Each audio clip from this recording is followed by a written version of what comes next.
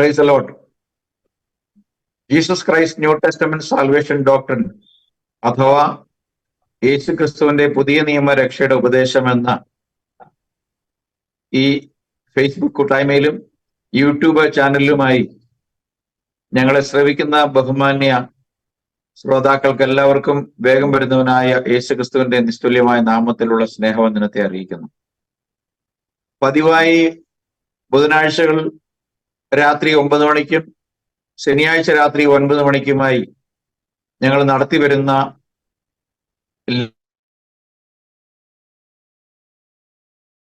ഒരു വിഷയത്തെ ആസ്പദമാക്കി കഴിഞ്ഞ 2 ആഴ്ചകളിൽ ചർച്ച ചെയ്തു പോന്നിരുന്ന ദൈവത്തിന്റെ ഏകത്വത്തെ സംബന്ധിച്ച് ചില വിഷയങ്ങൾ ഇന്ന് രാത്രിയിൽ ചർച്ചയ്ക്കെടുക്കുവാൻ ആഗ്രഹിക്കുന്നു. കഴിഞ്ഞ 2 ആഴ്ചകളിൽ ഈ വിഷയത്തെ സംബന്ധിച്ച് ഞങ്ങൾ നടത്തിയ ചർച്ചകൾ ഇതിനോടകം നിങ്ങൾ കണ്ടിരിക്കുമെന്ന് ഞങ്ങൾ ഓർക്കുന്നു. അങ്ങനെ ഞങ്ങളുടെ ഈ ഗ്രൂപ്പിൽ സബ്സ്ക്രൈബ് ചെയ്തും വീഡിയോ കണ്ട് പ്രോത്സാഹിപ്പിച്ചും കമന്റുകൾ രേഖപ്പെടുത്തിയും ലൈക്ക് ചെയ്തും ഷെയർ ചെയ്തും ഞങ്ങളോട് ഒപ്പം ഈ കർത്താവായ യേശുക്രിസ്തുവിന്റെ നാമത്തിന്റെ മഹത്വത്തിന് വേണ്ടി ഏകസത്യദൈവ വിശ്വാസത്തിന് വേണ്ടി ഉള്ള ഞങ്ങളുടെ പ്രവർത്തനങ്ങളിൽ പങ്കുചേർന്ന് പ്രോത്സാഹിപ്പിക്കുന്ന എല്ലാവരെയും ഞങ്ങൾ ഒരിക്കൽ കൂടി നന്ദി അറിയിച്ചുകൊണ്ട് ഈ രാത്രിയിൽ പതിവായി നടത്തി വന്നിരുന്ന വിഷയങ്ങൾ ചോദിച്ചിരുന്ന ചോദ്യങ്ങളുടെ തുടർച്ചയായി ഞങ്ങളുടെ പക്കലുള്ള ചോദ്യങ്ങൾ ചോദിക്കാനായിട്ട് ഞങ്ങൾ ആഗ്രഹിക്കുന്നു.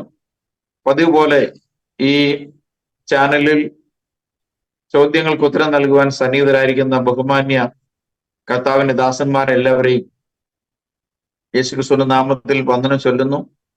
ഇന്ന് പാനലിസ്റ്റുകളായി ഈ ചർച്ചയിൽ പങ്കെടുക്കുന്നത് ദുബായിൽ നിന്നും പാസ്റ്റർ കർത്താവിന്റെ ദാസൻ ബ്രദർ വിൽസൺ ബെഞ്ചമിൻ, ഇറാഖിൽ നിന്നും ഞങ്ങളുടെ സഹോദരൻ ഗീവർഗീസ്, കൊട്ടാരക്കര നിന്നും പാസ്റ്റർ എം ബേബി, കായംകുളത്ത് നിന്നും ബ്രദർ സൈമൺ ബെഞ്ചമിൻ, ഒപ്പം അല്പസമയത്തിനുള്ളിൽ ഞങ്ങൾ പാസ്റ്റർ ജോയ് കെ ജോസഫ് കൊച്ചിയിൽ നിന്നും ലൈവിൽ പ്രതീക്ഷിക്കുന്നു.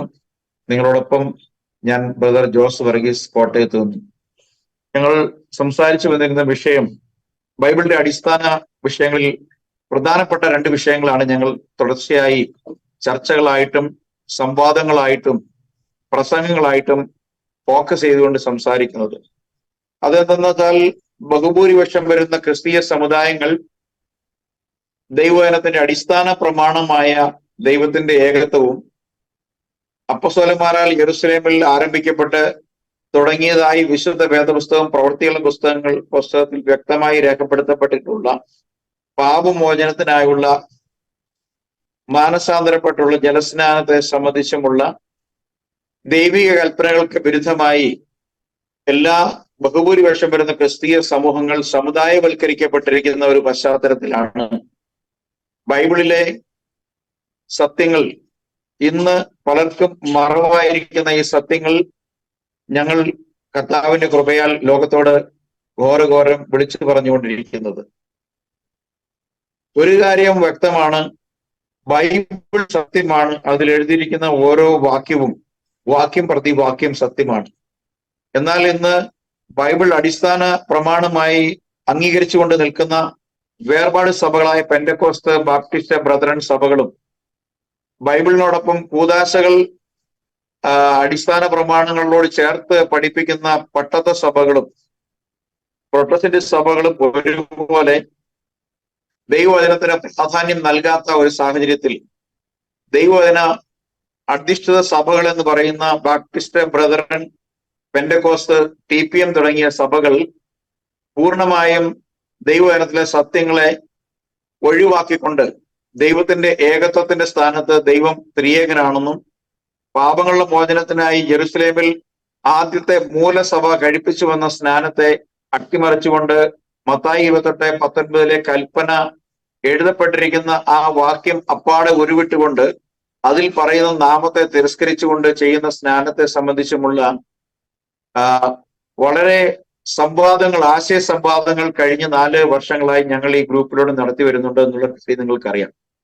ഇന്ന് രാത്രിയിലും ദൈവത്തിന്റെ ഏകനാണ് ദൈവമെങ്കിൽ എങ്ങനെയാണ് ദൈവം ത്രിയേകനായി തീർന്നത് എന്നുള്ള ഒരു വിഷയത്തെ ആസ്പദമാക്കിക്കൊണ്ട് ഞങ്ങൾ ചില ചോദ്യങ്ങൾക്ക് ഉത്തരം നൽകുവാൻ ശ്രമിക്കുകയാണ്. ഇന്ന ദിവസം ഈ ചോദ്യങ്ങൾ ഉത്തരം നൽകുവാൻ കടന്നു വന്നിരിക്കുന്ന എല്ലാ പ്രിയപ്പെട്ടവരെയും ഞങ്ങൾ ഈ പ്രോഗ്രാമിലേക്ക് സ്വാഗതം ചെയ്യുന്നു. ഒപ്പം സോഷ്യൽ മീഡിയ ലൈവിൽ ഫേസ്ബുക്കിൽ ഞങ്ങളെ കണ്ടുകൊണ്ടിരിക്കുന്നവരും യൂട്യൂബ് പ്രോഗ്രാമിൽ ഞങ്ങളെ ശ്രമിക്കുന്നവരുമായ എല്ലാവരെയും ഒരിക്കൽ കൂടി ഈ പ്രോഗ്രാമിലേക്ക് യേശുക്രിസ്തുവിന്റെ നാമത്തിൽ സ്വാഗതം ചെയ്യുന്നു.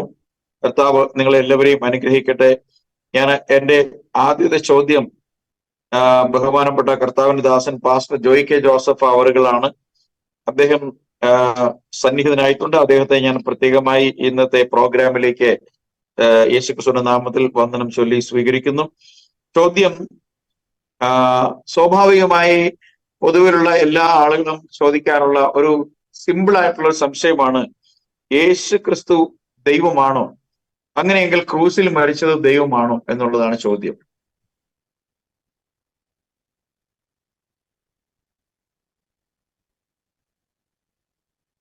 Audio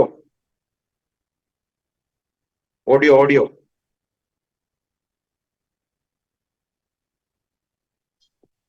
praise the Lord. കർത്താവിന്റെ വിശുദ്ധ നാമം വാഴ്ത്തപ്പെടുമാറാകട്ടെ.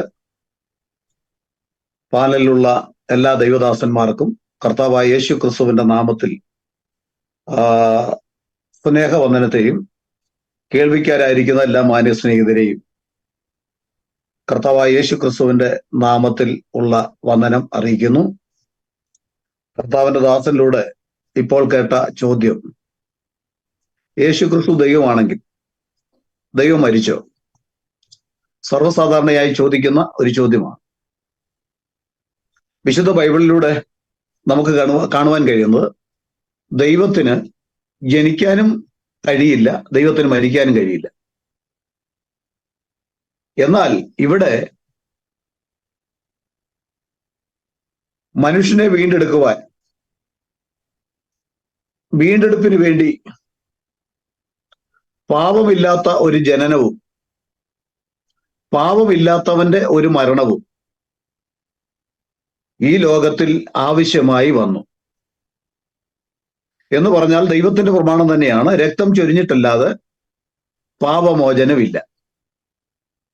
സർവ്വ മനുഷ്യനും പാപം ചെയ്ത് ദൈവദയസില്ലാത്തവരായി തീർന്നതിനാൽ പാപമില്ലാത്ത രക്തമുള്ള ഒരു മനുഷ്യനും ലോകത്തിലില്ല എന്ന് വിശുദ്ധ ബൈബിൾ പല സ്ഥലങ്ങളിലായി ആവർത്തിച്ച് പറയുന്നുണ്ട്. അപ്പൊ പാപമില്ലാത്ത ഒരു ശരീരവും പാപമില്ലാത്ത രക്തവും മനുഷ്യവർഗത്തിന്റെ വീണ്ടെടുപ്പിന് അനിവാര്യമാണ്. അതിന് ദൈവം ലോക സൃഷ്ടിക്ക് മുൻപേ ദൈവം ഒരു പദ്ധതി തയ്യാറാക്കി. അതാണ് ലോക സ്ഥാപനം മുതൽ അറുക്കപ്പെട്ട കുഞ്ഞാട് എന്ന് പറയുന്നത്.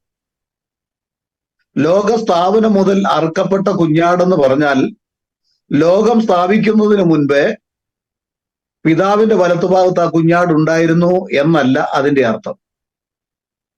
അവിടെ അറുക്കപ്പെട്ടത്, യാഗമായത് ദൈവത്തിന്റെ പദ്ധതിയിലാണ്, ദൈവത്തിന്റെ ചിന്തയിലാണ്.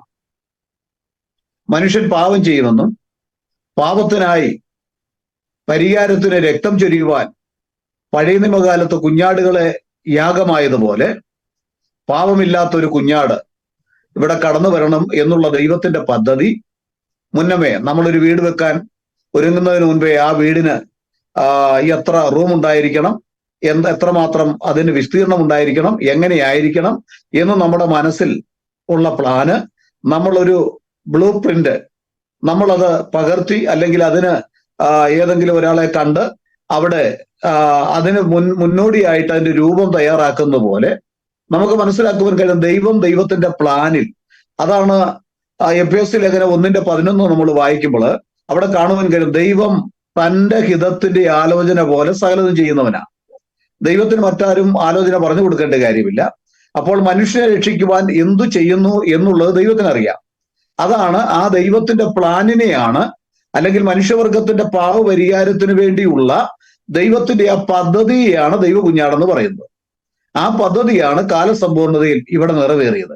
അത് സ്ത്രീയുടെ സന്തതിയായി ഇവിടെ കടന്നു വരുന്നു. ആരാണ് കടന്നു വന്നത്? അത് കടന്നു വന്നത് ആരാണെന്ന് ഉൽപ്പത്തി മുതൽ വെളിപ്പാട് വരെ വായിക്കുന്ന ഏതൊരു വ്യക്തിക്കും അറിയാം. ദൈവം തന്നെയാണ് കടന്നു വന്നത്. ദൈവത്തിന് രൂപമില്ല, ദൈവം ആത്മാവാണ്, അവൻ അദൃശ്യനാണ്, അടുത്തുകൂടാത്ത വെളിച്ചത്തിൽ വസിക്കുന്നവനാണ്. രൂപമില്ലാത്ത അദൃശ്യനായ ദൈവം ഇവിടെ ഒരു രൂപം എടുത്തു വന്നു. അതാണ് റോമാലേഖനം 5:14 നമ്മൾ വായിക്കുമ്പോൾ അവിടെ കാണുവാൻ കഴിയുന്നത്, വരുവാനുള്ളവന്റെ പ്രതിരൂപമായ ആദമെന്ന. ആദം ആരുടെ പ്രതിരൂപമാണ്? വരാനുള്ളവന്റെ. ആരാ വരാൻ പോകുന്നത്? ദൈവം ജഡത്തിൽ വെളിപ്പെടാൻ പോകുന്നു. ഏത് ദൈവം?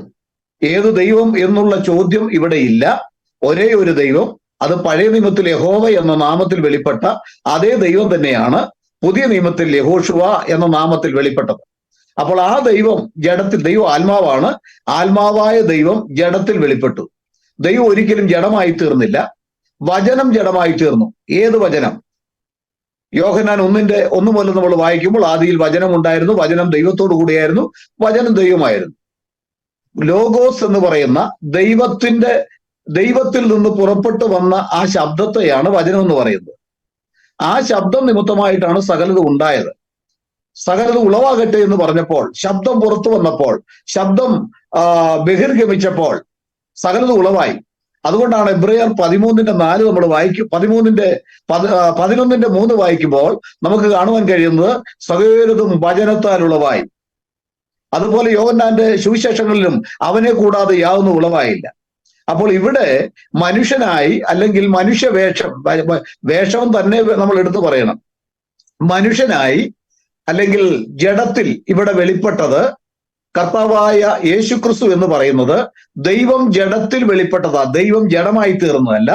ദൈവം ഒരു ശരീരം തനിക്കായി ഒരുക്കി ആ ശരീരത്തിൽ താൻ വെളിപ്പെട്ടു. എന്തിനു വേണ്ടി?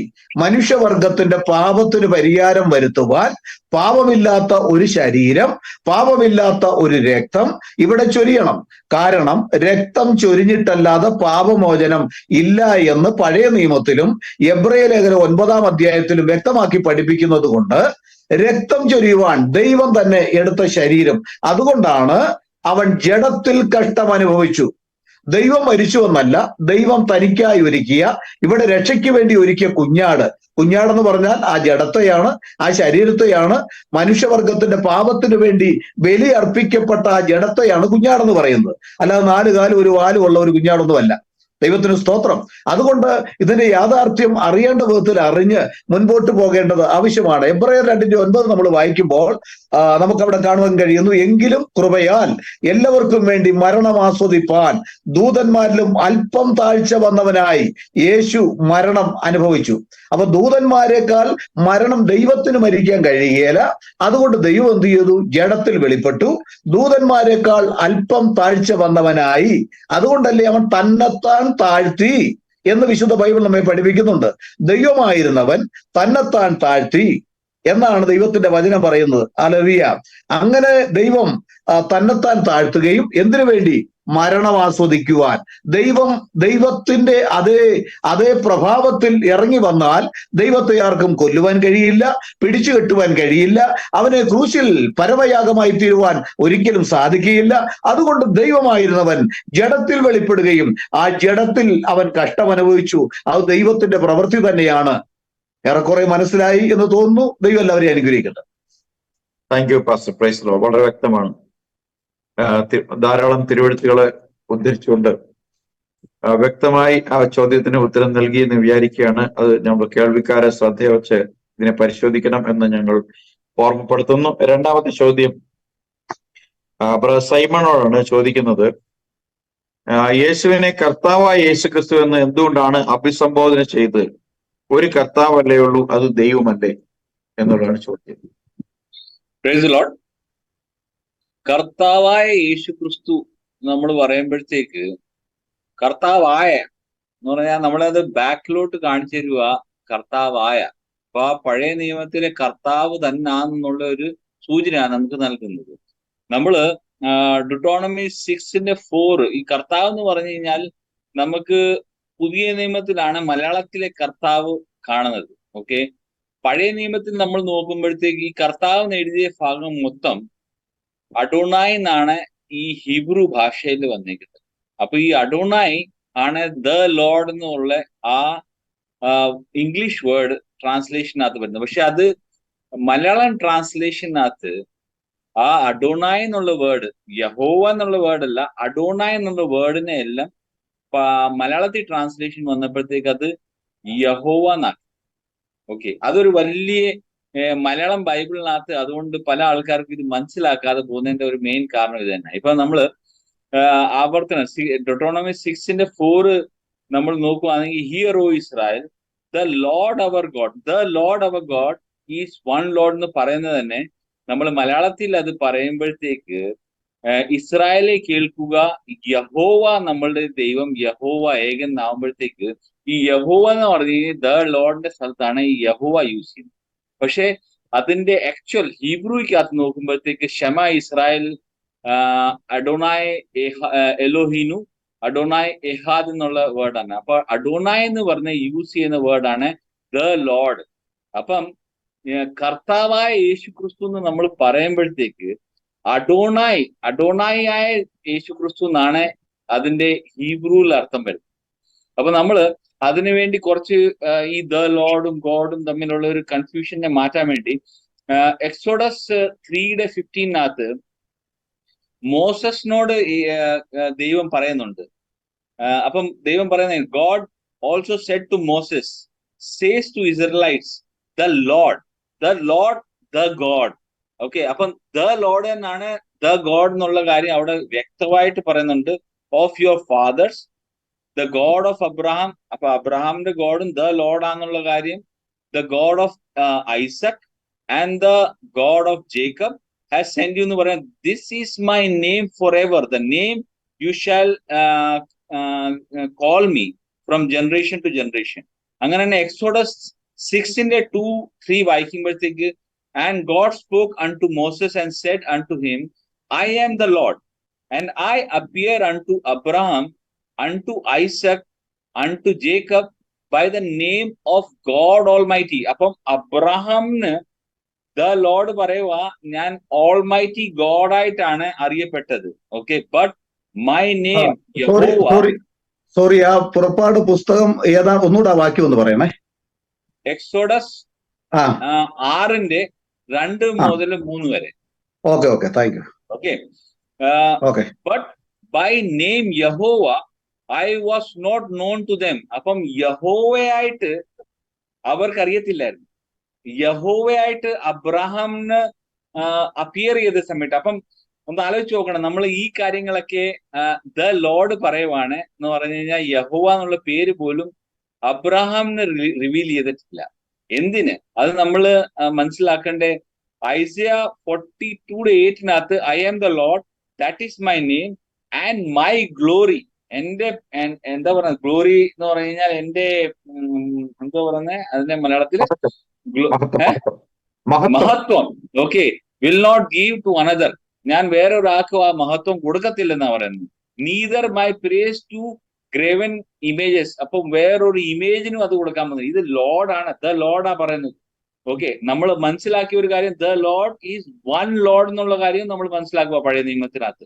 ഇവിടെ സെക്കറിയയുടെ പുസ്തകം 14:9 പറയുന്നത്, the lord shall be king over all the earth. The lord ആയിരിക്കും king over all the earth, and in that day there be one Lord, ഒരു and his name one. അപ്പൊ ഒരു ലോർഡാണ്, ദ ലോർഡ് ആയിരിക്കും കിങ്. അതും clear ആയിട്ട് വരുവാണ്. The Lord God ആണെന്നുള്ള കാര്യം നേരത്തെ പറഞ്ഞു കഴിഞ്ഞു.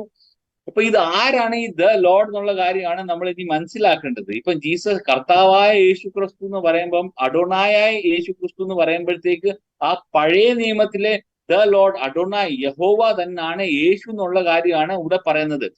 റോമൻസ് 10:9 നമ്മൾ നോക്കുമ്പോഴത്തേക്ക്, that if thou shall confess, നമ്മളുടെ മൗത്ത് വെച്ച് കൺഫെസ് ചെയ്യേണ്ട കാര്യം, ദൗ ഷാൽ കൺഫെസ് വിത്ത് ദൈ mouth the Lord Jesus Christ. Okay, the Lord Jesus Christ ആണ് നമ്മൾ കൺഫെസ് ചെയ്തിട്ടുണ്ടെങ്കിൽ, and have believe in thine heart that God has raised him from the dead, thou shall be saved. നമ്മൾ രക്ഷപ്പെടണമെങ്കിൽ അത് വിശ്വസിക്കണം. നമ്മളെ നാവ് കൊണ്ട് ഏറ്റു പറയണം, ജീസസ് തന്നെ അഡോണായ്, ജീസസ് തന്നെ യഹോവ എന്നുള്ള കാര്യം ഏറ്റു പറയണം. റോമൻസ് 10:13 വായിക്കുമ്പോൾ, for who who ever shall call upon the name of the Lord shall be saved. ആ കർത്താവായ യേശു ക്രിസ്തു എന്ന് പറഞ്ഞാൽ ഇവിടെ കർത്താവായ നെയിം ഓഫ് ദ ലോർഡ് എന്ന് പറഞ്ഞാൽ കർത്താവായ യേശു ക്രിസ്തുവിന്റെ നാമത്തിലാണ് നമുക്ക് രക്ഷ ഉള്ളത്. ഓക്കെ, അതുകൊണ്ടാണ് റെവലേഷൻ 19:16 റെവലേഷൻ 17:14 ജീസസിനെ പറ്റി പറയുന്നത് he's the lord of lords. കർത്താക്കന്മാർ ഒത്തിരി ഉണ്ട്, പക്ഷേ he is the Lord. The Lord, the നമ്മൾ ചേർക്കുമ്പോ ഇംഗ്ലീഷിനകത്ത് ദ ചേർക്കുമ്പോ he is the unique one. Okay, ഒരേ ഒരു ഇതിനെ എംഫസൈസ് ചെയ്യുന്നതാണ് ദ ലോർഡ് അവർ ഗോഡ്. അപ്പം നമ്മള് മനസ്സിലാക്കേണ്ടത് കർത്താവായ യേശു ക്രിസ്തു എന്ന് പറയുമ്പോഴത്തേക്ക് യേശു ക്രിസ്തു തന്നെയാണ് യഹോവ എന്ന് നമ്മൾ വിശ്വസിക്കണം. യേശു ക്രിസ്തു തന്നെയാണ് നമ്മളുടെ അഡോണായി എന്ന് വിശ്വസിക്കണം. ആ നാമം എടുത്താലേ നമ്മളുടെ പാപമോചനം ഉള്ളെന്നുള്ള കാര്യം നമ്മൾ അറിഞ്ഞിരിക്കണം. Okay, thank you very much. Thank you, praise the Lord. Thank you brother. Okay, അടുത്ത എന്റെ ചോദ്യം ബ്രദർ ബിൽസനോടാണ്. പൊതുവിൽ പെന്തക്കോസ്തുകാര് ദൈവം പുത്രൻ പിതാവിന് സമനായ ദൈവമാണ് എന്ന് കാണിക്കാൻ വേണ്ടി ഉപയോഗിക്കാറുള്ള ഒരു ഭാഗമാണ് ഹീബ്രൂസ് ചാപ്റ്റർ 1 1 മുതൽ 8 വരെയുള്ള ഭാഗം. അപ്പൊ അതിലൊരു വാക്യം നമ്മൾ 8 വായിക്കുമ്പോൾ, പുത്രനോടോ ദൈവമേ നിന്റെ സിംഹാസനം എന്നും എന്നേക്കുമുള്ളത്, നിന്റെ രാജത്വത്തിന്റെ ചെങ്കോൽ എന്നേക്കുമുള്ളത്, നിന്റെ രാജ്യത്തിന്റെ ചെങ്കോൽ നേരുള്ളത്. ഇവിടെ പറയുന്ന പുത്രൻ ദൈവമാണെങ്കിൽ പുത്രനോടോ ദൈവമേ എന്ന് അഭിസംബോധന ചെയ്യുന്നത് പിതാവാണ് എന്ന് ഹീബ്രൂസ് ചാപ്റ്റർ 1:5 വെച്ചിട്ട് പലപ്പോഴും പഠിപ്പിക്കുന്നത് നമ്മൾ കണ്ടിട്ടുണ്ട്. അപ്പൊ ഇത് വളരെ ശ്രദ്ധയോടെ കൈകാര്യം ചെയ്യേണ്ട, അല്ലെങ്കിൽ വ്യക്തമായി പഠിച്ചു മനസ്സിലാക്കേണ്ടുന്ന ഒരു വേദഭാഗമാണ് ഇതെന്നുള്ള കാര്യം നമുക്ക് സംശയമില്ല. അതുകൊണ്ട് തന്നെ ഇതിനെ സംബന്ധിച്ച് കുറച്ച് വ്യക്തതയോടുകൂടി ഈ കാര്യം പ്രസന്റ് ചെയ്യുന്നതിന് ഞാൻ ഈ അവസരം, ഈ ചോദ്യത്തിന് ഉത്തരം പറയാനായിട്ട് ബ്രദർ ബിൽസനെ ചുമതലപ്പെടുത്തുകയാണ്. Thank you pastor. അത് പലപ്പോഴും നമ്മൾ ഡിബേറ്റുകളിലൊക്കെ പോകുമ്പോൾ ഏറ്റവും കൂടുതൽ നമ്മളോട് ചോദിക്കപ്പെടുന്ന ഒരു ചോദ്യമാണിത്.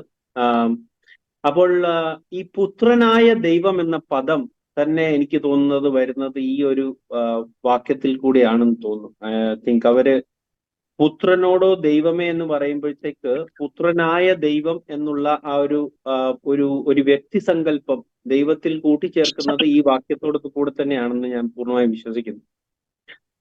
അതിൽ നമ്മൾ ആദ്യമേ അറിയേണ്ട ഒരു കാര്യം, ഈ ഒരു ലേഖനം എഴുതപ്പെടുന്നത് കർത്താവായ യേശു ക്രിസ്തുവിന്റെ മരണം, അടക്കം, പുനരുത്ഥാനം, മഹത്വീകരണം അതിനുശേഷം എഴുതപ്പെട്ട ഒരു ലേഖനമാണ്. ഈ ഒരു പർട്ടിക്കുലർ വാക്യം നമ്മൾ എടുത്തു പറയുമ്പം ഇത് 45-ാമത്തെ സങ്കീർത്തനത്തിൽ നിന്നാണ് ആദ്യം വരുന്നത് എന്നുള്ള കാര്യം നമ്മൾ പ്രത്യേകം ഓർക്കണം. അതിലേക്ക് പോകുന്നതിന് മുമ്പേ ഞാൻ ആദ്യമേ പറഞ്ഞുകൊള്ളട്ടെ, ആദ്യത്തെ വാക്യത്തിൽ തന്നെ ദൈവം ആരാണ് ഇതിൽ എന്ന് വളരെ വ്യക്തമായിട്ട് ഈ എഴുത്തിനെ എഴുതുന്ന ലേഖനം മിക്കവാറും ഉള്ളവർ ഇത് പൗലോസ് ആണ് എഴുതിയതെന്നാണ് വിശ്വസിക്കുന്നത്. ചിലര് മറ്റ് ഒരു ലേഖകനായിരിക്കുമെന്നും ഉള്ള വാദങ്ങളുണ്ട്. എന്തുകൊണ്ടെന്നാലും ഇത് ആത്മാവാൽ മാത്രം എഴുതപ്പെട്ടതെന്നുള്ളത് കാര്യം നമുക്ക് വളരെ വ്യക്തമാണ്. പക്ഷേ ഇതിനകത്ത് ആദ്യത്തെ വാക്യത്തിൽ തന്നെ വളരെ വ്യക്തമാക്കുന്നു ആരാണ് ദൈവം. ദൈവം പണ്ട് ഭാഗമായിട്ട് വിവിധമായിട്ടും പ്രവാചകന്മാർ മുഖാന്തരം പിതാക്കന്മാരോട് അരുളി ചെയ്തിട്ടും ഈ അന്ത്യകാലത്ത് പുത്രൻ മുഖാന്തരം നമ്മോട് അരുളി ചെയ്തിരിക്കുന്നു. അപ്പോൾ ദൈവം ആരാണ്? ആത്മാവാണ്. ദൈവം ഒരു മനുഷ്യൻ എന്ന നിലയിൽ, അത് പ്രവാചകൻ ആയാലും ദൈവപുത്രൻ ആയാലും, അല്ലെങ്കിൽ ഏകപുത്രന്റെ കാര്യമാണ് ഇവിടെ വളരെ വ്യക്തമായിട്ട് പറയുന്നത്. ഏകപുത്രൻ മുഖാന്തരമാണ് സംസാരിക്കുന്നതെങ്കിലും ദൈവത്തിന്റെ ആത്മാവാണ് അവരിൽ കൂടെ സംസാരിക്കുന്നത്. അപ്പൊ ദൈവം ആത്മാവാണെന്നുള്ള കാര്യം നമുക്ക് ഈ ഒരു വാക്യത്തിൽ കൂടെ വളരെ വ്യക്തമായി. രണ്ടാമത്, ഈ ഒരു പുത്രനെ പറ്റി ഇവിടെ സംസാരിക്കുന്നത് അവൻ തേജസ്സിന്റെ പ്രഭയും തത്വത്തിന്റെ മുദ്രയും സകലത്തിന്റെയും തന്റെ ശക്തിയാൽ വചനത്താലും വഹിക്കുന്നവനും ആകൊണ്ട് പാപങ്ങൾക്ക് പരിഹാരമുണ്ടാക്കിയ ശേഷം ഉയരത്തിൽ മഹിമയുടെ വലതുഭാഗത്ത് ഇരിക്കുകയും ചെയ്യുന്നു. അപ്പോൾ വളരെ വ്യക്തമാണ് അവൻ വചനമാണെന്നുള്ള കാര്യം. അവന്റെ വചനത്താലാണ് എല്ലാത്തിനെയും വഹിക്കുന്നതും. പിന്നെ ഈ പാപപരിഹാരത്തിന് അവൻ ഇത് കൊണ്ടുവരുന്നതെന്നും വളരെ വ്യക്തമായിട്ട് പറയുന്നു. അവൻ പിതാവിന്റെ തത്വത്തിന്റെ മുദ്ര, അതായത് ഒരു മുദ്രയെന്ന്, ഒരു രാജാവിന്റെ മുദ്രയെന്ന് പറഞ്ഞു കഴിഞ്ഞാൽ ആ രാജാവിന്റെ എല്ലാ പവറിനെയും കാണിക്കുന്ന ഒരു കാര്യമാണ്. അപ്പം അവൻ അദൃശ്യനായ ദൈവത്തിന്റെ ദൃശ്യരൂപം എന്ന് നമ്മളോട് പറയുന്നു. അവൻ അവൻ ദൈവത്തിന്റെ തത്വത്തിന്റെ മുദ്രയാണെന്ന് പറയുന്നു. അപ്പോൾ ഇതെല്ലാം ദൈവത്തിന്റെ വെളിപ്പാടുകളെ, ഇപ്പൊ ഒരു മുദ്ര എന്ന് പറഞ്ഞു കഴിഞ്ഞാൽ അത് ദൈവം ആണോ എന്ന് ചോദിച്ചു കഴിഞ്ഞാൽ ദൈവത്തിന്റെ അധികാരമാണെന്ന് പറയാം, ദൈവത്തിന്റെ പ്രവൃത്തിയാണെന്ന് പറയാം. ഇതെല്ലാം നമുക്ക് പറയുവാൻ പറ്റും. പക്ഷേ ഇതിനകത്തെല്ലാം ദൈവം ആത്മാവാണ് എന്നുള്ള കാര്യമാണ് വളരെ വ്യക്തമായിട്ട് പറയുന്നത്. പിന്നെ 5-ാമത്തെ വാക്യത്തിലേക്ക് നമ്മൾ വരുമ്പോഴാണ് നമ്മൾ കാണുന്നത്, നീ എൻ്റെ പുത്രൻ, ഞാൻ ഇന്ന് നിന്നെ ജനിപ്പിച്ചിരിക്കുന്നു. അപ്പോൾ വളരെ വ്യക്തമായിരിക്കുന്നു, ഈ പുത്രൻ എന്ന പദവി ദൈവത്വത്തിലുള്ള പദവിയല്ല. ജനിപ്പിച്ചിരിക്കുന്നു എന്ന് പറയുമ്പോൾ ദൈവം ജനിക്കുന്നവനല്ല, ദൈവം മരിക്കുന്നവനുമല്ല. അപ്പോൾ ദൈവത്തിന്റെ വെളിപ്പാട്, ദൈവത്തിന്റെ പ്രത്യക്ഷത, ദൈവത്തിന്റെ തത്വത്തിന്റെ മുദ്ര എന്നുള്ള എല്ലാ രീതിയിലും ദൈവത്തിന്റെ തന്നെ ഭാഗമാണ് താനും. പക്ഷെ ഈ ഒരു പുത്രൻ ജനിച്ചതാ. അപ്പം നമ്മൾ സാധാരണ അറിയാം, ഒരു പിതാവും പുത്രന്റെ കാര്യം പറയുമ്പോൾ ഒരു പിതാവിന് ജനിക്കുന്നതാണ് ഒരു പുത്രൻ എന്ന പദവി. ഒരു മനുഷ്യൻ ഒരു ക്ലിയർലി മനസ്സിലാക്കുന്ന ഒരു കാര്യം നമുക്ക് അവിടെ അറിയണം. അപ്പോൾ ഈ പുത്രൻ ആദ്യം മുതൽ ഉള്ള ഒരു പദവി അല്ല, ആദ്യം മുതൽ ഇല്ല എന്നല്ല നമ്മൾ പറയുന്നത്. ആദിയിൽ വചനം ഉണ്ടായിരുന്നു എന്നാണ് വചനം ക്ലിയർലി പറയുന്നത്. ആദിയിൽ പുത്രൻ ഉണ്ടായിരുന്നു എന്നല്ല വചനം പറയുന്നത്. പുത്രൻ ജനിപ്പിച്ചിരിക്കുന്നു എന്ന് വളരെ വ്യക്തമായിട്ട് ഇവിടെ വചനം പറയുന്നു. ഇതെല്ലാം കൂട്ടി വായിക്കാതെ ആ പുത്രനോടോ ദൈവമേ എന്ന് മാത്രം അവര് നോക്കി പുത്രനായ ദൈവം എന്ന പദവി അവരങ്ങ് പുറപ്പെടുവിച്ചു. ദൈവം ഒരുവൻ മാത്രമാണ്, പിതാവായ ഏക ദൈവമേ നമുക്ക് ഉള്ളൂ എന്നുള്ള വാക്യം വളരെ വ്യക്തമായിട്ട് പറയുന്നു. പിന്നെ ഞാൻ പറയാൻ ആഗ്രഹിക്കുന്ന ഒരു വചനം, റെവലേഷൻ 5-ാമത്തെ അധ്യായത്തിൽ അവിടെ നമുക്ക് വ്യക്തമായിട്ട് കാണാം, കുഞ്ഞാട് വരുമ്പോൾ കുഞ്ഞാടിന്റെ തലയിൽ അവർ കാണിക്കുന്നത് 7 കൊമ്പുകളും 7 കണ്ണുകളും. അതെന്താണ് എന്ന് ആത്മാവാൽ അവിടെ യോഹന്നാൻ കാണുന്നത് എന്താകുന്നു? ആ 7 കണ്ണുകളും 7 കൊമ്പുകളും എന്തിനെ കാണിക്കുന്നു? അതാണ് ദൈവത്തിന്റെ ഭൂമിയിൽ പ്രവൃത്തി ചെയ്ത 7 ആത്മാക്കളെ പറ്റി അവിടെ പറയുന്നു. അപ്പൊ ദൈവം ഒരു ആത്മാവാണെന്ന് 1 കൊരിന്ത്യർ 12 പറയുന്നു. ദൈവത്തിന്റെ 7 ആത്മാക്കളാണ് ദൈവത്തിന്റെ സകല പ്രവൃത്തിയിലും ഭൂമിയിൽ ചെയ്തത് എന്ന് വെളിപ്പാട് പുസ്തകത്തിൽ യോഹന്നാൻ ആത്മാവിൽ കാണുന്നു. അപ്പോൾ ഈ പ്രവൃത്തികളെല്ലാം ചെയ്യുന്ന ആത്മാവുള്ള ആരിലാണ്? അവിടെ കുഞ്ഞാടിലാണ് എന്ന് പറയുന്നു. അപ്പോൾ ദൈവം ജഡത്തിൽ പ്രത്യക്ഷനായി എന്നുള്ള കാര്യം നമ്മൾ അറിയുന്നു. ആ ദൈവം തന്നെ ഈ വീണ്ടെടുപ്പിന്റെ പ്രക്രിയയിൽ ജനനം, മരണം, അതായത് പാപത്തിനു വേണ്ടിയുള്ള പരിഹാരം നൽകി എന്നുള്ള കാര്യവും വചനം നമ്മൾക്ക് പൂർണ്ണമായി വ്യക്തമാക്കുന്നു. അപ്പോൾ പാപമോചനത്താലാണ് ദൈവത്തിന്റെ ജനം വിശുദ്ധീകരിക്കപ്പെടേണ്ടതും ദൈവജനമായി മാറേണ്ടതും എന്നുള്ള കാര്യം നമുക്ക് വ്യക്തമാണ്. അപ്പോൾ ദൈവത്തിന്റെ ആത്മാവിന്റെ സകല പ്രവർത്തനങ്ങളും ചെയ്തത് ഈ വചന മുഖാന്തരം കുഞ്ഞാട് ആയിത്തീർന്ന, അതായത് വചനം ജഡമായി തീർന്നവനിൽ തന്നെയാണ് ദൈവം പൂർത്തീകരിച്ചത്. അതായത് സകല സൃഷ്ടിയും സൃഷ്ടിയുടെ വീണ്ടെടുപ്പും. അപ്പോൾ ഇതും നമുക്ക് പൂർണ്ണമായി വ്യക്തമാണ്. സങ്കീർത്തനം 45 പോകുമ്പോൾ നമുക്ക് കാണാം, അവിടെ സംസാരിക്കുന്നത് എന്താകുന്നു? ഒരു രാജാവ് തൻ്റെ പ്രജയെ അല്ലെങ്കിൽ തന്നെ വിവാഹം കഴിക്കാൻ പോകുന്ന രാജകുമാരികളെ ഒരുക്കുകയും അവരെ വേളി കഴിക്കുകയും ചെയ്യുന്ന ആ ഒരു രംഗമാണ് അവിടെ വളരെ വ്യക്തമായിട്ട് കാണുന്നത്. അതായത് ദൈവത്തിന്റെ വീണ്ടെടുപ്പിൽ കൂടെ ഇസ്രായേലിന്റെ രാജാവായ ദൈവം, പക്ഷെ അവൻ മനുഷ്യപുത്രന്മാരിൽ അതിസുന്ദരൻ. അപ്പോൾ ആ സമയത്തേക്ക് അവൻ മനുഷ്യപുത്രനായി ഈ ലോകത്തിൽ കടന്നു വരുന്നു എന്ന് പറയുന്നു. എന്തിനു വേണ്ടിയാണ്? തന്റെ രാജകുമാരികളെ വിശുദ്ധീകരിക്കുവാൻ വേണ്ടി. വേളി കഴിക്കുവാൻ വേണ്ടി തന്റെ രാജാവ് തന്റെ ജനത്തെ അല്ലെങ്കിൽ തന്റെ സഭയെ ഒരുക്കുവാൻ വേണ്ടിയാണ് ഈ ലോകത്തിൽ കടന്നു വന്നത്. അതുകൊണ്ട് വേറെ ആരുമല്ല കടന്നു വന്നത്, ദൈവത്തിന്റെ തന്നെ ആത്മാവിന്റെ പ്രവർത്തനമായ വചനമാണ് കടന്നു വന്നത്. വചനമാണ് ജഡമായി തീർന്നത്. ആ വചനം ജഡമായി തീർന്നപ്പോഴാണ് പുത്രനായി തീർന്നത്.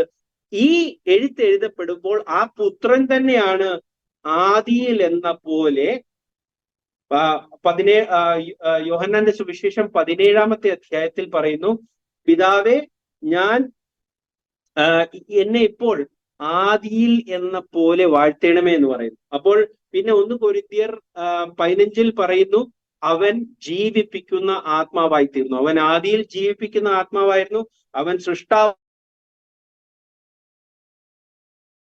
ജീവിപ്പിക്കുന്ന ആത്മാവായി ആദി എന്ന പോലെ ആയിത്തീർന്നു. അവൻ തന്നെയാണ് സ്വർഗത്തിന്റെ സിംഹാസനത്തിൽ ഇരുന്ന മനുഷ്യപുത്രൻ. അവൻ തന്നെയാണ് ഇറങ്ങി വന്നവനും ഇനി സ്വർഗത്തിലേക്ക് കയറി പോകുന്നതും എന്ന് പറയുന്നു. അപ്പോൾ അവൻ തന്നെ ജഡം ധാരണം ചെയ്ത ദൈവത്തിന്റെ ആത്മാവ് ഒരേ ദൈവം തന്നെ, ആ ദൈവത്തിന്റെ പല ആത്മാവിന്റെ പ്രവർത്തനങ്ങളാൽ അവൻ ഈ സഭയെ വീണ്ടെടുക്കുവാൻ വേണ്ടി കടന്നു വന്നു. ആ മഹത്വപ്പെട്ട പുത്രനെ പറ്റിയാണ് പറയുന്നത്. പുത്രനോടോ ദൈവമേ, ആ ദൈവത്തിന്റെ ആത്മാവ് തന്നെയാണ്, ആ ദൈവത്തിന്റെ തന്നെ ആത്മാവിന്റെ പ്രവർത്തനത്തോട് പറയുന്നത്, ദൈവമേ നിന്റെ സിംഹാസനം എന്നേക്കുമുള്ളത്. ആ സിംഹാസനത്തിൽ ഇരുന്ന ഒരേ മനുഷ്യപുത്രൻ തന്നെയാണ് ഇറങ്ങി വന്നത്, രക്ഷയുടെ പ്രവൃത്തി ചെയ്തതും ഇനി മഹത്വപ്പെട്ട് അവിടെ പോയി ഒരേ ഒരുത്തൻ തന്നെ സിംഹാസനത്തിൽ ഇരിക്കുന്നു. യെശയ്യാവും യെഹെസ്കേലും ആത്മാവിൽ കണ്ട ഒരേ ഇരിക്കുന്ന ഒരുവനായ സിംഹാസനത്തിൽ ഇരിക്കുന്നവൻ, അതുപോലെ തന്നെ മഹത്വീകരിക്കപ്പെട്ടപ്പോൾ യോഹന്നാൻ കണ്ട ഒരുവൻ മാത്രം തന്നെയാണ്. അവൻ തന്റെ സഭയെ ഒരുക്കുവാൻ വേണ്ടി, അവരെ വിശുദ്ധീകരിക്കുവാൻ വേണ്ടി കടന്നു വന്നു. ആ ദൈവത്തെ പറ്റി തന്നെയാണ് പറയുന്നത്. അവൻ എടുത്ത പദവിയാണ് പുത്രൻ എന്നത്. അവൻ എടുത്ത മനുഷ്യത്വത്തെ പറ്റിയാണ് പറയുന്നത് പുത്രൻ എന്ന്. Thank you. വളരെ വ്യക്തമാണ് വിൻസൻ പറഞ്ഞത്. വളരെ നന്നായിട്ടുണ്ട്. കർത്താവിന്റെ സ്തോത്രം.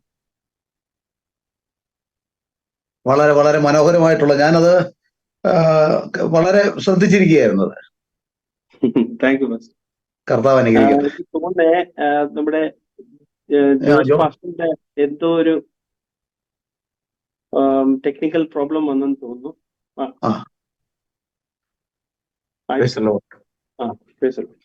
അതെ, എന്റെ ഡാറ്റയിലായിരുന്നു ആക്ച്വലി കിടന്നിരുന്നത്. പിന്നെ അത് ഞാൻ മാറ്റി ഇപ്പോ വൈഫൈയിലേക്ക് മാറ്റുന്നത്. Praise Lord. വളരെ എഡ്യൂക്കേറ്റീവ് ആയിട്ട് വളരെ നല്ല ഒരു പ്രസന്റേഷൻ ആണ് തന്നത്.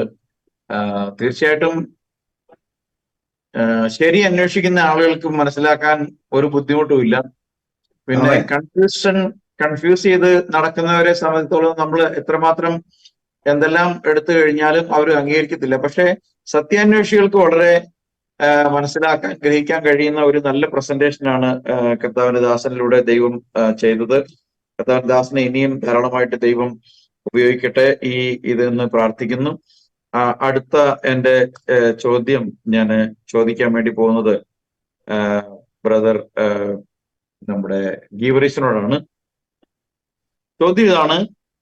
നമുക്കറിയാം, തോമസ് അപ്പോസ്തലൻ കേരളത്തിൽ വന്നു, മലയാറ്റൂർ വന്നു, ഇങ്ങനെ കേരളത്തിൽ പല സ്ഥലത്തും സഭകൾ സ്ഥാപിച്ചു എന്നൊക്കെ നമുക്ക് ഇങ്ങനെ നമ്മൾ കേട്ടിട്ടുണ്ട്. എന്നാൽ പല സഭകളും അതിനെ സംബന്ധിച്ചൊരു ഹിസ്റ്റോറിസിറ്റി, ചരിത്രപരമായി അതിനെക്കുറിച്ചൊരു തെളിവ് ഉണ്ടാക്കാൻ പലർക്കും കഴിഞ്ഞിട്ടില്ല. എന്നിരുന്നാൽ പോലും തോമസ് അപ്പോസ്തലൻ കേരളത്തിൽ വന്നു എന്നുള്ളത് പരക്കെയുള്ള ഒരു വിശ്വാസമാണ്. അപ്പോ തോമസ് അപ്പോസ്തലൻ വന്നപ്പോൾ നമുക്കറിയാം, തോമസ് അപ്പോസ്തലൻ ഏകദൈവ വിശ്വാസിയായിരുന്നു എന്നുള്ള കാര്യം.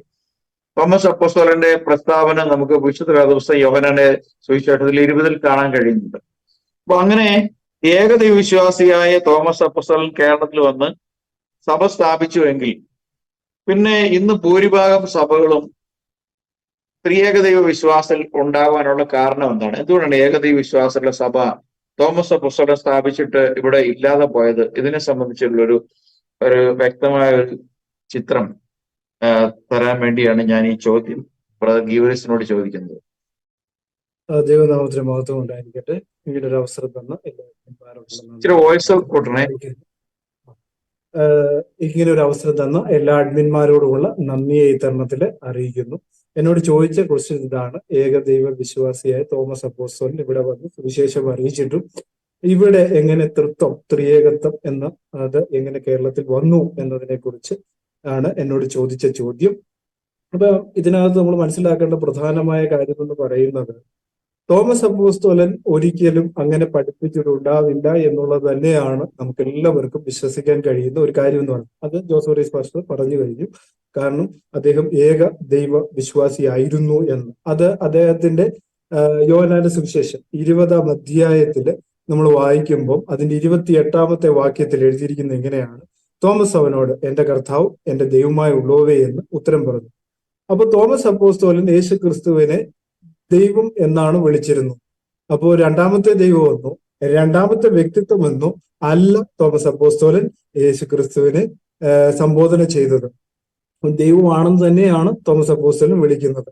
പക്ഷെ കേരളത്തിൽ തോമസ് അപ്പോസ്തലൻ വന്നതിനെ കുറിച്ച് പല ചരിത്രകാരന്മാരും പല രീതിയിലുള്ള കാര്യങ്ങളാണ് പറയുന്നത്. അദ്ദേഹം ഇവിടെ വന്നെന്നും സഭ സ്ഥാപിച്ചെന്നും പല സഭകൾ സ്ഥാപിച്ചെന്നും ഒക്കെ അനുമാനങ്ങൾ പല ആളുകളും പറയുന്നുണ്ട്. അപ്പോ എന്നിരുന്നാൽ തന്നെയും തോമസ് അപ്പോസ്തലൻ ഒരിക്കലും പറഞ്ഞിട്ടില്ല തൃത്വമാണ് ദൈവമെന്നും ത്രിയേകനാണ് ദൈവമെന്നും ഒരിക്കലും പറഞ്ഞിട്ടില്ല. അപ്പോസ്തല പ്രവൃത്തികളൊക്കെ നമ്മൾ പഠിക്കുമ്പോൾ യേശുക്രിസ്തുവിന്റെ നാമത്തെ മുറുകെ പിടിച്ചവരായിരുന്നു അപ്പോസ്തലന്മാരെല്ലാം.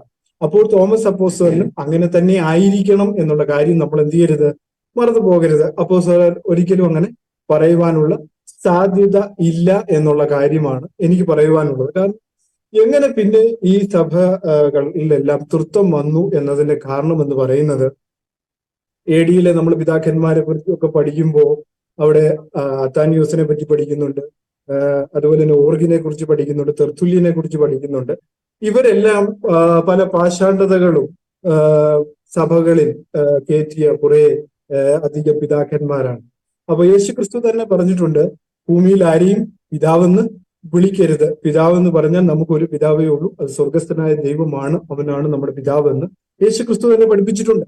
പക്ഷെ എങ്കിലും ഇന്നത്തെ സമൂഹം പിതാക്കന്മാരുടെ വാക്ക് അനുസരിക്കുന്നു. കാരണം അവരെല്ലാം പിതാക്കന്മാരാണ്, അവർക്ക് എന്തോ ആത്മാവിൽ വെളിപ്പാടുണ്ടായി, അത് ഉണ്ടായിട്ടാണ് അവർ സംസാരിച്ചിരിക്കുന്നതെന്നാണ് ഇന്നത്തെ സമൂഹം അങ്ങനെ വിശ്വസിച്ചു പോകുന്നു. അത് അവരുടെ തെറ്റ്.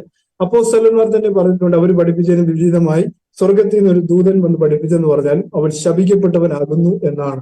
കാരണം അപ്പോസ്തലന്മാർ ഒരിടത്തും പറഞ്ഞിട്ടില്ല ദൈവം ത്രിയേകമാണെന്നും തൃത്വമാണെന്നും അവർ പഠിപ്പിച്ചിട്ടില്ല.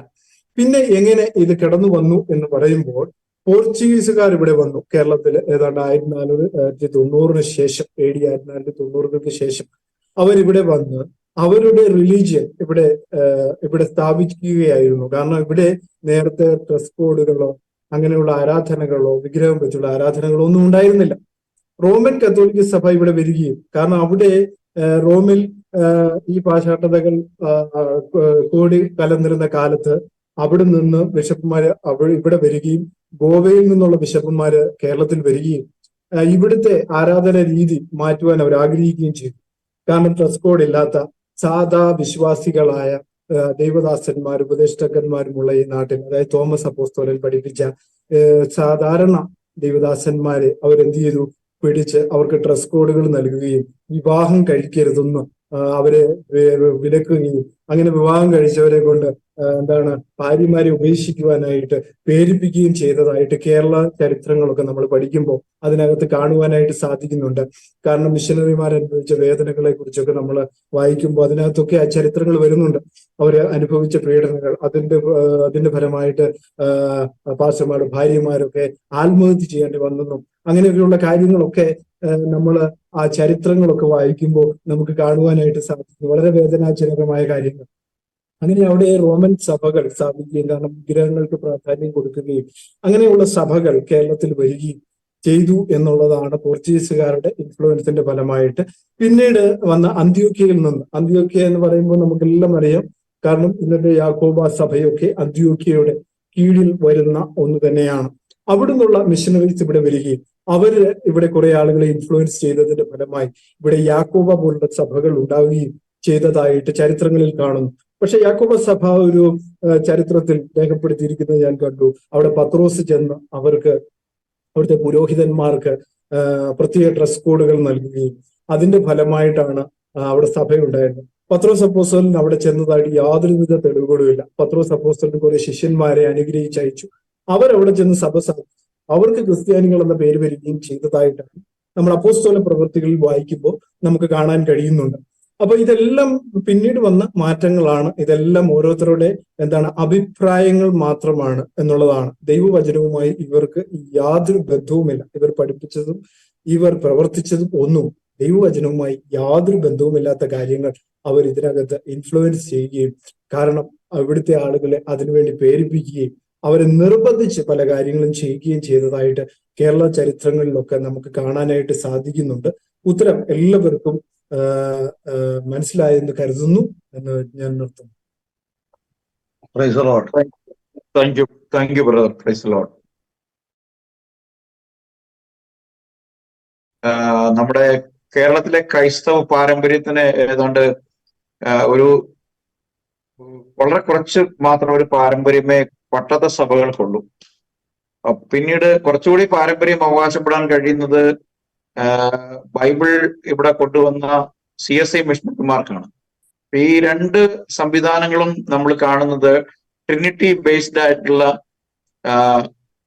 ഡോക്ട്രിനാണ്, അല്ലെങ്കിൽ കോൺസ്റ്റന്റൈന്റെ കാലഘട്ടത്തിൽ നിന്ന് ഡെവലപ്പായ ഡോക്ട്രിനാണ്. അതുകൊണ്ടാണ് നമുക്ക് ഈ ട്രിനിറ്ററി എന്നുള്ള കാര്യം ഈ ചർച്ചകളിൽ വന്നുകൂടിയതെന്ന് നമുക്ക് മനസ്സിലാക്കാൻ കഴിയും. തോമസ് അപ്പോസ്തലൻ ഈവൻ വന്നുവെങ്കിൽ പോലും പിന്നീട് അതിന്റെ ആ ഒരു ട്രഡീഷണൽ ആയിട്ട് പാരമ്പര്യം മുന്നോട്ട് കൊണ്ടുപോയതായിട്ട് ചരിത്രരേഖകൾ കാണാനില്ലാത്തതുകൊണ്ടും ക്രിസ്ത്യാനിറ്റി ഇവിടെ വളർത്തിയതും വളർന്നു വന്നതും പിന്നെ ഈ ക്രൈസ്തവ പിതാക്കന്മാർ എന്ന് വെച്ചാൽ അപ്പോസ്തല പിതാക്കന്മാരല്ല, ക്രിസ്തീയ പാരമ്പര്യത്തിന്റെ പിതാക്കന്മാരുടെ ഉപദേശപ്രകാരമാണെന്ന് നമുക്കറിയാം. അപ്പൊ അതിൽ നിന്നാണ് ഈ ത്രിയേകത വിശ്വാസം അല്ല ട്രിനിറ്റി വിശ്വാസം ഡെവലപ്പായി എന്നുള്ള കാര്യം സ്പഷ്ടമായി അവതരിപ്പിച്ചതിന് നന്ദി പറയുന്നു. എന്റെ അവസാനത്തെ ചോദ്യം ഞാൻ ചോദിക്കുന്നത് പാസ്റ്റർ എം ബേബിയോടാണ്. ചോദ്യം പാസ്റ്റർ ഇതാണ്: യേശു ദൈവമാണെങ്കിൽ യേശു ഇവിടെ ഉള്ളപ്പോൾ സ്വർഗത്തിൽ പിതാവ് ഇല്ലായിരുന്നോ, സ്വർഗം കാലിയായിരുന്നോ എന്നിങ്ങനെ ഒരു ചോദ്യം നമ്മളൊക്കെ ഒരുപക്ഷെ പലപ്പോഴും അഭിമുഖീകരിച്ചിട്ടുണ്ട്. ഇപ്പോഴും ഈ ചോദ്യം സർവ്വസാധാരണമായ ഒരു ചോദ്യമാണ്. സാധാരണ വിശ്വാസികൾക്ക് തോന്നാവുന്ന ഒരു ചോദ്യമാണ്. കാരണം പുത്രൻ യേശുക്രിസ്തു ആണ് സർവശക്തനായ ദൈവമെങ്കിൽ പിന്നെ സ്വർഗം വിട്ട് ഈ ഭൂമിയിലേക്ക് വന്നുവെങ്കിൽ പിന്നെ സ്വർഗത്തിൽ ആരും ഉണ്ടായിരുന്നില്ല, സ്വർഗം കാലിയായിരുന്നു. അങ്ങനെയാണെങ്കിൽ പിതാവ് എവിടെയായിരുന്നു? ഇങ്ങനെയൊക്കെയുള്ള ചോദ്യങ്ങൾ നമുക്ക് ചോദിച്ച് കേൾക്കാറുണ്ട്. ആ ചോദ്യങ്ങളെ സംബന്ധിച്ചുള്ള ഒരു വ്യക്തമായ മറുപടിക്ക് വേണ്ടി പാസ്റ്റർ എം ബേബിയോട് ഈ ചോദ്യം ഞാൻ ചോദിക്കുകയാണ്.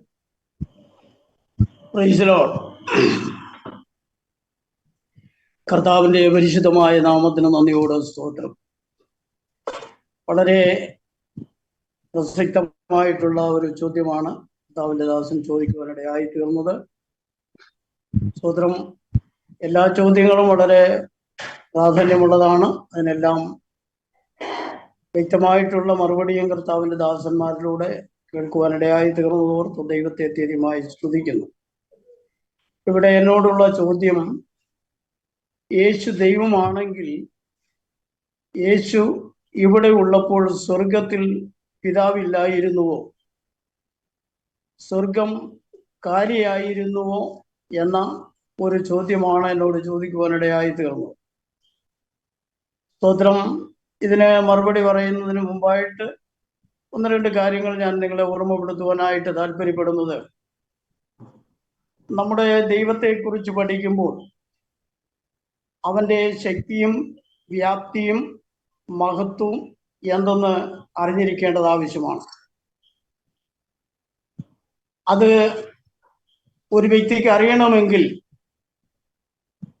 തിരുവചനത്തിന്റെ വ്യവസ്ഥ അനുസരിച്ച് സത്യത്തിന്റെ ആത്മാവിന്റെ പൂർണ്ണമായ സഹായം ആവശ്യമാണ് എന്ന് ദൈവവചനത്തിലൂടെ കാണുവാൻ കഴിയുന്നു.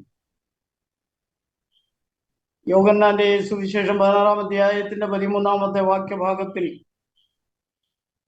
സത്യത്തിന്റെ ആത്മാവ് വരുമ്പോഴോ അവൻ നിങ്ങളെ സകല സത്യത്തിലും വഴി നടത്തും, അവൻ സ്വയമായി സംസാരിക്കാതെ താൻ കേൾക്കുന്നത് സംസാരിക്കുകയും വരുവാനുള്ളത് നിങ്ങൾക്ക് അറിയിച്ചു തരികയും ചെയ്യുമെന്ന് കർത്താവ് തന്നെ പറയുവാനിടയായി തീർന്നത് നമുക്ക് ഇവിടെ കാണുവാനായിട്ട് കഴിയുന്നു.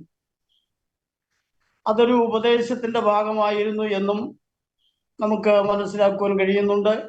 അപ്പോസ്തലപ്രവൃത്തി 2:38 വായിക്കുമ്പോൾ അവിടെ രേഖപ്പെടുത്തിയിരിക്കുന്നത് പരിശുദ്ധാത്മാവിനെ ഒരുവന് ലഭിക്കുവാൻ എന്ത് ചെയ്യണം എന്നുള്ളതിനെ സംബന്ധിച്ചുള്ളതായ ഒരു മുന്നറിയിപ്പാണ് നമുക്കവിടെ കാണുവാൻ കഴിയുന്നത്. അതിന് നിങ്ങൾ മാനസാന്തരപ്പെട്ട് നിങ്ങളുടെ പാപങ്ങളുടെ മോചനത്തിനായി ഓരോരുത്തൻ യേശുക്രിസ്തുവിന്റെ നാമത്തിൽ സ്നാനമേൽപ്പിൻ, എന്നാൽ പരിശുദ്ധാത്മാവെന്ന ദാനം ലഭിക്കും. ഇത് ദൈവവചനത്തിൽ നാം കാണുന്ന സഭയ്ക്ക് നൽകപ്പെട്ടിരിക്കുന്ന ഏറ്റവും പ്രാധാന്യമർഹിക്കുന്ന ഒരു ഉപദേശമാണ്. സ്തോത്രം. ഈ ഉപദേശം ഭൂമിയിലുള്ളതായ ക്രിസ്തുവിശ്വാസികളായിരിക്കുന്ന സകല വ്യക്തി ജീവിതങ്ങൾക്കും ആവശ്യമുള്ളതാണ്, അറിഞ്ഞിരിക്കേണ്ടതാണ്. കർത്താവിന്റെ പരിശുദ്ധാത്മാവിനെ കൂടാതെ കർത്താവിനെ സംബന്ധിച്ച് അറിയുവാൻ കഴിയുകയില്ല എന്ന് ഓർമ്മപ്പെടുത്തിയല്ലോ. കർത്താവിനെ പരിജ്ഞാനത്തിൽ ധരിക്കണം എന്ന് ദൈവവചനം നമ്മെ പഠിപ്പിക്കുന്നുണ്ട്. യേശുക്രിസ്തു ദൈവമാണെങ്കിൽ എന്നല്ല, യഥാർത്ഥത്തിൽ യേശുക്രിസ്തു ദൈവമാണ്. അതിന് തെളിവായിട്ട് ചില വാക്യഭാഗങ്ങൾ ഓർമ്മപ്പെടുത്തുവാനായിട്ട് താല്പര്യപ്പെടുകയാണ്. റോമാലേഖനം 9-ാം അധ്യായത്തിന്റെ 5-ാമത്തെ വാക്യഭാഗം വായിക്കുമ്പോൾ നമുക്ക് അവിടെ കാണുവാൻ കഴിയുന്നത്, ജഡപ്രകാരം ക്രിസ്തുവും അവരിൽ നിന്നല്ലോ ഉദ്ഭവിച്ചത്, അവൻ സർവത്തിനും മീതെ ദൈവമായി എന്നേക്കും വാഴ്ത്തപ്പെട്ടവൻ, ആമേൻ എന്നവിടെ രേഖപ്പെടുത്തിയിരിക്കുന്നത് കാണുവാൻ കഴിയുന്നു. അപ്പോ ഇസ്രായേലിലൂടെ അല്ലെങ്കിൽ യഹൂദ ജാതിയിൽ കൂടെ ജഡപ്രകാരം യേശുക്രിസ്തു ഉദ്ഭവിക്കുവാൻ ഇടയായി തീർന്നു. എങ്കിലും അവൻ കേവലം ഒരു മനുഷ്യനായിരുന്നില്ല, അവൻ സർവത്തിനും മീതെ ദൈവമായിരുന്നു. സർവത്തിനും മീതെ ദൈവമായിരുന്നു എന്ന് പറയുമ്പോൾ അവന് മീതെ ഒരുത്തനും ഇല്ല എന്നുള്ളതാണ് അവിടെ അർത്ഥമാക്കുന്നത്. സർവത്തിനും മീതെ ദൈവമായി എന്നേക്കും വാഴ്ത്തപ്പെട്ടവൻ എന്നാണ് യേശുക്രിസ്തുവിനെ സംബന്ധിച്ച് കർത്താവിന്റെ ദാസനായ വിശുദ്ധ പൗലോസ് അപ്പോസ്തലൻ പരിശുദ്ധാത്മാവിൽ നമുക്ക് നൽകിയിരിക്കുന്നതായ ഈ ആലോചന. സ്തോത്രം. എഫേസ്യ ലേഖനം 4-ാം അധ്യായത്തിന്റെ 6-ാമത്തെ വാക്യഭാഗം വായിക്കുമ്പോൾ അവിടെ നമുക്ക് കാണുവാൻ കഴിയുന്നത്, എല്ലാവർക്കും മീതെ ഉള്ളവനും എല്ലാവരിലും കൂടി വ്യാപരിക്കുന്നവനും എല്ലാവരിലും ഇരിക്കുന്നവനുമായി എല്ലാവർക്കും ദൈവവും പിതാവുമായവൻ ഒരുവൻ എന്നവിടെ കാണുവാൻ കഴിയുന്നു. എല്ലാവർക്കും മീതെ ഉള്ളവനാണ് സർവശക്തനായ ദൈവം. എല്ലാവരിലും കൂടെ വ്യാപരിക്കുന്നത് പരിശുദ്ധാത്മാവാണ്. എല്ലാവരിലും ഇരിക്കുന്നു എന്ന് പറയുന്നത് മഹത്വത്തിന്റെ പ്രത്യാശയായ ക്രിസ്തു വീണ്ടെടുക്കപ്പെട്ട ദൈവമക്കളിൽ ഇരിക്കുന്നു എന്നാണ് ദൈവവചനത്തിലൂടെ കാണുവാൻ കഴിയുന്നത്. അവൻ തന്നെയാണ് എല്ലാവർക്കും ദൈവവും പിതാവുമായവൻ എന്ന് വളരെ വ്യക്തമായിട്ട് നമ്മെ ഇവിടെ പഠിപ്പിക്കുകയാണ്. യേശു ദൈവമാണെങ്കിൽ യേശു ഇവിടെ ആയിരിക്കുമ്പോൾ സ്വർഗത്തിൽ പിതാവ് ഉണ്ടായിരുന്നില്ലയോ? ഒരുപക്ഷെ അങ്ങനെ ആയിരുന്നു എങ്കിൽ സ്വർഗം കാലിയായി കിടക്കുകയായിരുന്നുവോ എന്നുള്ളതാണ് ഇവിടെ നമുക്ക് കാണുവാൻ കഴിയുന്ന ആ ഒരു ചോദ്യം. ഇവിടെ കാണുന്നത് എല്ലാവർക്കും മീതെ ഉള്ളവനാണ് നമ്മുടെ ദൈവം. അവനാണ് ആത്മാവായിട്ട് വീണ്ടെടുക്കപ്പെട്ട ദൈവമക്കളിൽ വ്യാപരിച്ചു കൊണ്ടിരിക്കുന്നത്. അവൻ തന്നെയാണ് വീണ്ടെടുക്കപ്പെട്ട ദൈവമക്കളുടെ ഉള്ളത്തിൽ വസിക്കുന്നവൻ, കർത്താവായ യേശുക്രിസ്തു. അവൻ വീണ്ടെടുക്കപ്പെട്ട ദൈവമക്കൾക്ക് എല്ലാവർക്കും ദൈവവും പിതാവുമാണ് എന്ന് വളരെ വ്യക്തമായിട്ടും ഇവിടെ രേഖപ്പെടുത്തി നമുക്ക് കാണുവാനായിട്ട് കഴിയുന്നു. സ്തോത്രം. പിന്നീട് യെശയ്യാവിന്റെ പുസ്തകം 9-ാം അധ്യായത്തിന്റെ 7-ാമത്തെ വാക്യഭാഗം വായിക്കുമ്പോൾ, 6-ാമത്തെ വാക്യഭാഗം വായിക്കുമ്പോൾ, നമുക്കൊരു ശിശു ജനിച്ചിരിക്കുന്നു, നമുക്കൊരു മകൻ നൽകപ്പെട്ടിരിക്കുന്നു, ആധിപത്യം അവന്റെ തോളിലിരിക്കും. അവൻ അത്ഭുത മന്ത്രി, വീരനായ ദൈവം, നിത്യപിതാവ്, സമാധാനത്തിന്റെ പ്രഭു എന്ന് പേർ വിളിക്കപ്പെടും എന്നവിടെ രേഖപ്പെടുത്തിയിരിക്കുകയാണ്. നമ്മുടെ കർത്താവായ യേശു ക്രിസ്തുവിനെ സംബന്ധിച്ച് പ്രവാചകൻ പ്രവചിച്ച ഒരു ഭാഗമാണെന്ന് എല്ലാ വേദപഠിതാക്കൾക്കും വളരെ വ്യക്തമായിട്ട് അറിയുവാൻ കഴിയുന്ന ഒരു കാര്യമാണല്ലോ. അവനെക്കുറിച്ച് പറഞ്ഞിരിക്കുന്നത് അവൻ അത്ഭുത മന്ത്രിയാണ്, വീരനായ ദൈവമാണ്, നിത്യപിതാവാണ് എന്ന് പറഞ്ഞിരിക്കുമ്പോൾ ഇവിടെ കാലവും യുഗങ്ങളും ഒക്കെ ഉണ്ടാകുന്നതിന് മുമ്പേ ദൈവം നിത്യതയിലായിരിക്കുമ്പോൾ തന്നെ യേശു ക്രിസ്തു നിത്യപിതാവായിരുന്നു എന്നാണ് ആ ഭാഗത്തിലൂടെ വളരെ വ്യക്തമായിട്ട് നമുക്ക് പഠിക്കുവാൻ കഴിയുന്നത്. ഇനി ഈ കാലങ്ങളും യുഗങ്ങളും ഒക്കെ അവസാനിച്ച് വീണ്ടും അവൻ നിത്യതയിലേക്ക് പ്രവേശിക്കുമ്പോഴും വെളിപ്പാട് പുസ്തകത്തിൽ പറയുന്നവൻ രാജാതി രാജാവാണ് എന്നാണ്. സ്തോത്രം. അവൻ നിത്യപിതാവാണ്. നിത്യത മുതൽ നിത്യത വരെയും അവൻ പിതാവാണ് എന്ന് വളരെ വ്യക്തമായിട്ട് വേദപുസ്തകം നമ്മെ പഠിപ്പിക്കുകയാണ്. സ്തോത്രം.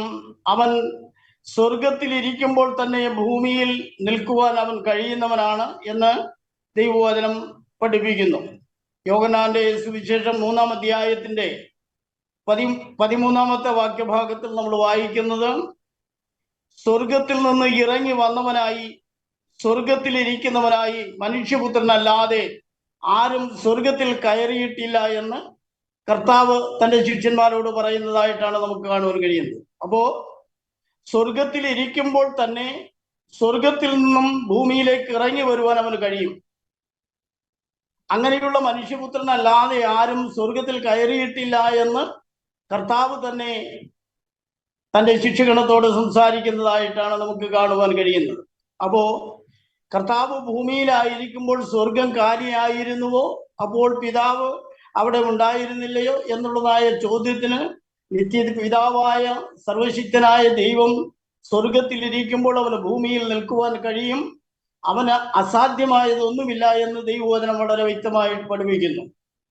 സങ്കീർത്തനക്കാരൻ ദാവീദ് 139-ാമത്തെ സങ്കീർത്തനം 8-ാമത്തെ വാക്യഭാഗത്തിൽ വായിക്കുന്നത്, ആത്മാവും അദൃശ്യനുമായ ദൈവത്തെ സംബന്ധിച്ച് പറയുന്നത്, ഞാൻ സ്വർഗത്തിൽ കയറിയാൽ നീ അവിടെ ഉണ്ട്, പാതാളത്തിൽ എൻ്റെ കിടക്ക വിരിച്ചാൽ നീ അവിടെ ഉണ്ട്, ഉഷസ്സിൻ ചിറക് ധരിച്ച് ഞാൻ സമുദ്രത്തിന്റെ അറ്റത്ത് എന്ന് പാർത്താൽ അവിടെയും നിന്റെ കരം എന്നെ നടത്തുന്നു.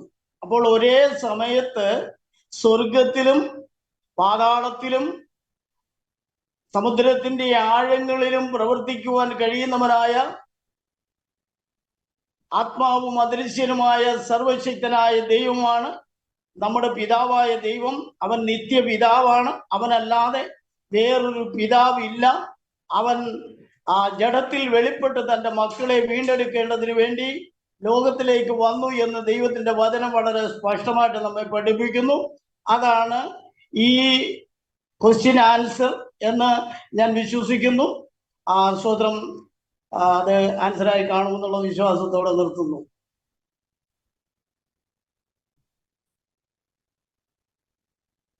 സൗണ്ട്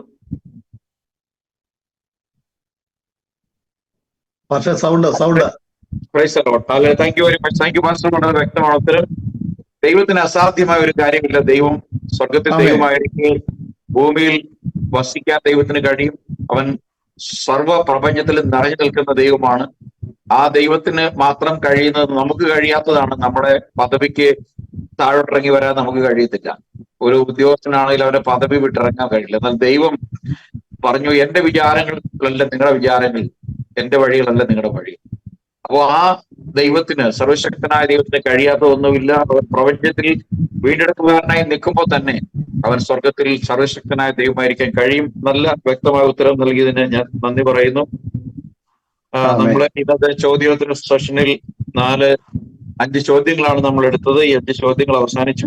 നമുക്ക് ഏതാനും 5 ചോദ്യങ്ങൾ കൂടി നമുക്ക് എന്റെ പക്കൽ ഉണ്ട് പെൻഡിങ് ആയിട്ട്. നമുക്ക് അടുത്ത സെഷനിൽ ഈ 5 ചോദ്യങ്ങൾക്കോടുകൂടി ഒരുപക്ഷെ നമുക്ക് ഈ വിഷയം കൂടെ അവസാനിപ്പിച്ചിട്ട് മറ്റൊരു വിഷയത്തിലേക്ക് കടക്കാമെന്ന് വിചാരിക്കുന്നു. മറ്റാർക്കെങ്കിലും എന്തെങ്കിലും ഇതിനോട് എന്തെങ്കിലും പറയാനില്ല എങ്കിൽ നമുക്ക് ഈ ലൈവ് ഇവിടെ വെച്ച് ക്ലോസ് ചെയ്യാം എന്ന് വിചാരിക്കുന്നു.